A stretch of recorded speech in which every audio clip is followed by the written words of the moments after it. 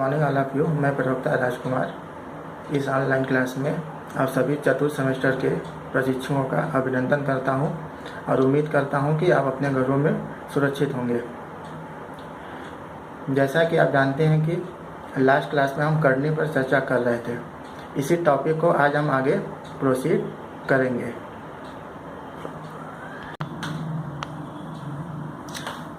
जैसा कि आप जानते हैं कि हम लास्ट क्लास में करनी के ऊपर चर्चा कर चुके हैं। करनी क्या होता है, करणीगत राशि किसे कहते हैं, करनी की घात क्या होती है, करनी के चिन्ह क्या होते हैं, शुद्ध तथा मिश्रित करणियाँ किसे कहते हैं।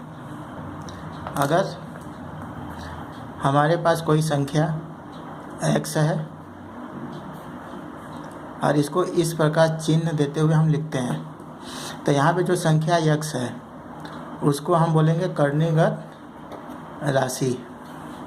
जो संख्या x है उसको बोलते हैं हम करणीगत राशि, और ये करनी के ऊपर जो संख्या लिखी रहती है उसको बोला जाता है करनी का घात। यानी कि इस करनी का जो घात होगा n और यश जो होगी वो इस करनी की करणीगत राशि कहलाएगी।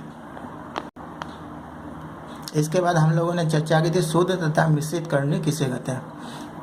अगर कोई संख्या करनी के अंदर लिखा हुआ है तो ऐसी संख्या को हम शुद्ध करनी कहते हैं, और अगर कोई करनी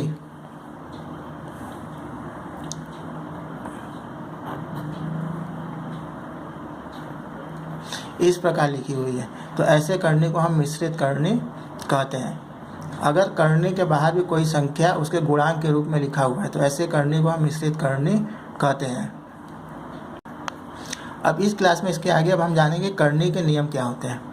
तो करनी का जो पहला नियम होता है, अगर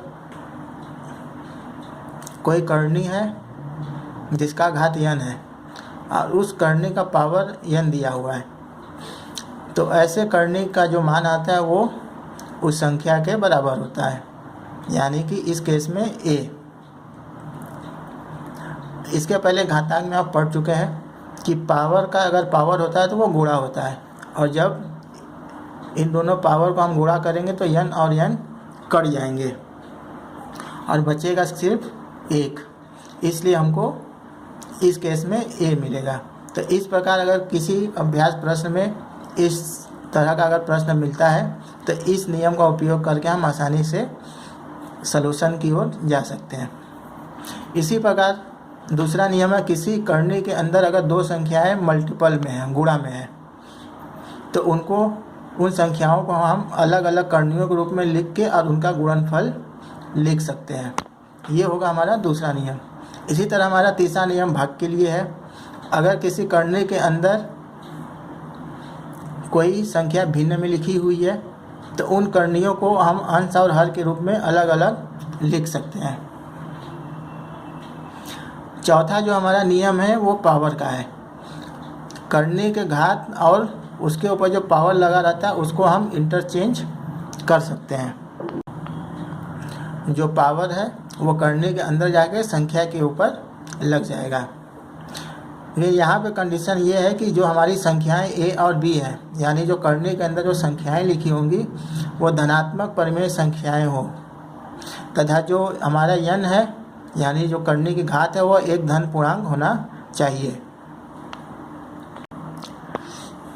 आइए अब इस नियम को हम कुछ उदाहरण की सहायता से देखते हैं। हमारे पास एक प्रश्न दिया हुआ है 243 का घात 3/5। इसको हमको सरल करना है। तो सर्वप्रथम हम सवाल को लिख लेंगे, उसके बाद 243 को देखेंगे कि ये 5 टाइम्स 3 का क्या है, मल्टीपल है।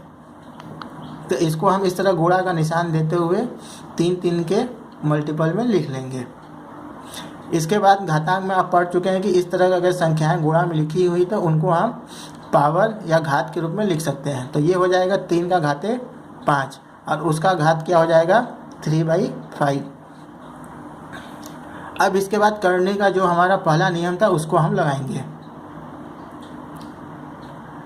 और इस नियम के तहत जो हमारा घात होगा और जो करनी की घात होगी वो कट जाएगा और बचेगा 3 का घाते 3 या 3 का पावर 3, और 3 का जो पावर 3 होता है उसको जब हम सॉल्व करेंगे तो वो आएगा 27। हमारा जो दूसरा प्रश्न है वो दिया है √2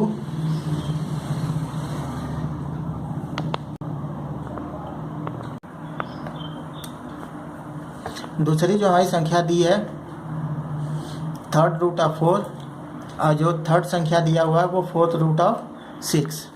अब बोल रहे हैं कि इन तीनों करणियों को हमको आरोही क्रम में लिखना है, सजाना है या लिखना है। तो सर्वप्रथम हम क्या करेंगे, इन करणियों का जो घात है उनको लिख लेंगे। तो जो हमारा जो पहली करनी है उसका घात क्या है, 2 है। जो दूसरी करनी है उसका घात है 3, और जो चौथी करनी है उसका घात है 4। अब इन घातों का हम क्या करेंगे, लघुत्तम समापवर्तक निकालेंगे, यानी कि एलसीएम।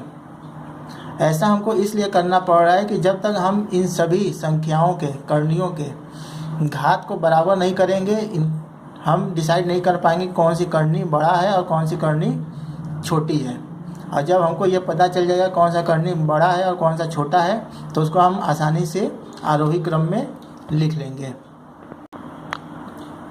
इसलिए हम दी हुई करनी के घातों का लघुत्तम समापवर्तक निकालेंगे, जो कि 12 आएगा।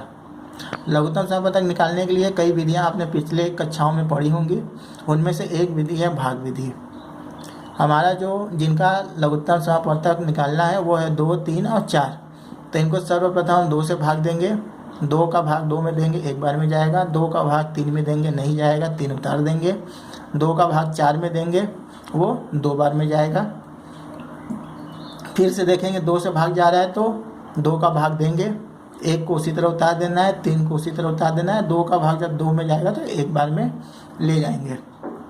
इसके बाद जो हमारी संख्या बची वो है 3, तो 3 से भाग देंगे, एक बार में चला जाएगा।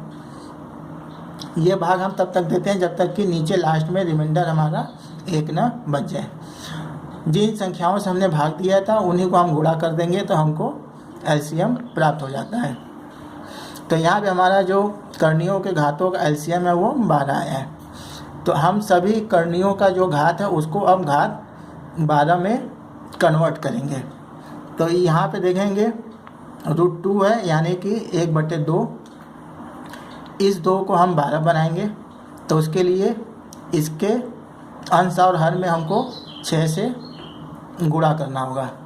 तो जब हम इसके हर में 6 से गुणा करेंगे वो 12 हो जाएगा, और अंश में जो गुणा करेंगे उसको 2 के ऊपर घात के रूप में इस तरह लिख लेंगे। और 2 का घात जब 6 को हल करेंगे वो 64 आ जाएगा, और जो हमारा करनी का घात होगा वो 12 हो जाएगा। इसी प्रकार हमारी जो दूसरी संख्या है उस करने का घात है 3, तो यहाँ पे हमको 4 से गुणा करना होगा, और इस प्रकार जब 4 का घात 4 को हल करेंगे तो 256 हो जाएगा, और जो हमारा करने का घात हो जाएगा वो 12 हो जाएगा। इसी प्रकार हमारी जो तीसरी संख्या है उसके करने का घात है 4। इस 4 को अगर हमको 12 बनाना है तो हमको 3 से गुणा करना होगा, और 6 का घात जो 3 होता है उसको हल करेंगे तो 216 आता है, और जो करने का घात होगा 112। इस प्रकार हम देखते हैं कि हमारी जो तीनों संख्याएं हैं उनका घात क्या हो गया है, इक्वल हो गया है। अब देखते हैं कि इन सभी करणियों में जो करणीगत राशि है उसमें कौन सी संख्याएं सबसे बड़ी है। तो यहाँ पे देखते हैं 256 सबसे बड़ा है, फिर 216 है, फिर 64 है। तो अब इन संख्याओं को अगर हम आरोही क्रम में लिखें तो आरोही क्रम में लिखने का नियम होता है सबसे छोटी संख्या को पहले लिखते हैं, फिर उससे बड़ी संख्या, फिर उससे बड़ी संख्या। तो यहाँ पे हम देखते हैं कि 64 हमारा सबसे छोटा है, तो ये करनी सबसे पहले लिखी जाएगी। इससे बड़ा 216 है और उससे बड़ा 256 है। ये जो निशान है ये छोटे का निशान है। इसी तरह जब इसको हम मूल संख्या में कन्वर्ट करेंगे तो इस तरह हमारा आरोही क्रम में दी हुई करणियों को हम अरेंज कर देंगे। तो ये हो जाएगा हमारा सॉल्यूशन। इसी प्रकार आप बुक की सहायता से और भी अभ्यास प्रश्न के सवालों को हल कर सकते हैं, और नेक्स्ट क्लास में हम इसी टॉपिक को और आगे बताएंगे कि सजातीय करनी किसे कहते हैं और विजातीय करनी किसे कहते हैं, और उनके ऊपर हम प्रश्नों को हल करेंगे। तो आज के लिए क्लास को इसी पे समाप्त करते हैं। धन्यवाद।